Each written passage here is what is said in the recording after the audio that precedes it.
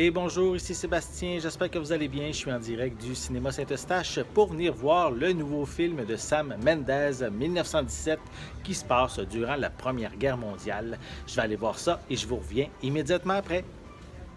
Et me revoilà sorti du visionnement de 1917, un drame de guerre vraiment touchant, troublant.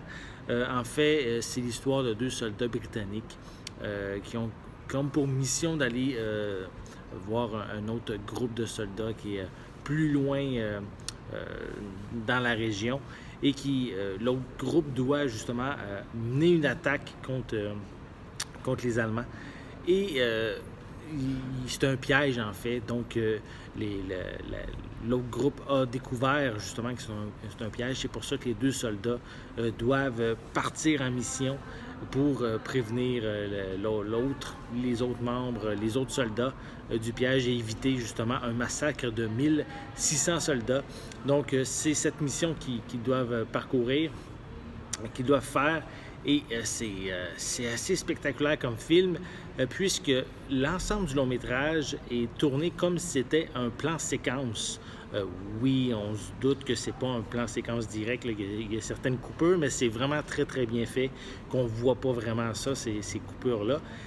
Et c'est vraiment intimiste, vraiment immersif. Vraiment, ça nous tient à l'haleine tout le long du long-métrage. On est très, très proche des soldats. On les suit au pas à pas, vraiment. On voit leur douleur, leur détresse, leur tristesse, leur peur aussi face aux ennemis. On voit tout ça tout le long du long-métrage. C'est rempli d'émotions. C'est troublant de voir comment les horreurs qu'ils ont vécues. On voit aussi, oui, le soldat en tant que tel, mais tiens, on va passer dans les tranchées avec les soldats. On va voir les champs dévastés, on va voir des cadavres un peu partout sur le champ de bataille. Les bâtiments détruits aussi. C'est vraiment très réaliste dans le long-métrage. Sam Mendes a vraiment fait ici un excellent travail. C'est pas la première fois qu'il travaille sur un plan séquence. Il en avait fait un aussi pour le plus récent James Bond, là, Spectre.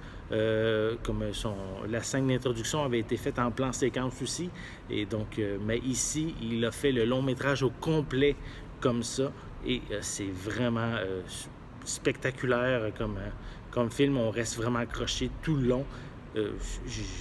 J'en reviens pas comment on reste accroché à notre siège. On a peur en même temps que les personnages. On est craintif à savoir qu'est-ce qu'ils vont découvrir au prochain tournant. Et c'est vraiment... on reste accroché à notre siège. La seule petite note décevante que j'ai peut-être, c'est que les deux personnages principaux, on les met immédiatement dans le feu de l'action. On ne prend pas le temps de les développer. On connaît peu de choses sur eux, sur comment ils sont arrivés là. Même durant le long-métrage, on les développe pas. C'est vraiment axé sur le moment présent, sur leur mission.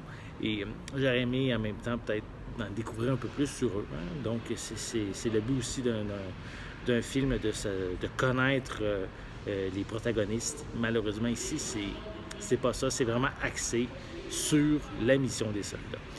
Pour ces moments-là que j'ai vécu, genre beaucoup d'émotions, c'est vraiment un excellent film à aller voir. C'est pas parce que les personnages sont peu développés qu'il faut pas aller le voir au cinéma. C'est spectaculaire sur grand écran.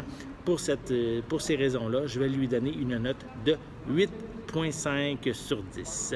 J'espère que vous avez aimé cette vidéo. Si c'est le cas, n'hésitez pas à mettre un pouce en l'air, à laisser des commentaires. Dites-moi justement, est-ce que vous aimez ce genre de film de guerre? Et surtout, qu'est-ce qui est intéressant, c'est qu'on mise maintenant sur la Première Guerre, hein, en 1917, que l'histoire se passe. Moi, personnellement, j'ai connu beaucoup de films qui se passaient durant la Seconde Guerre. Donc, je trouve ça intéressant de voir ici la Première Guerre.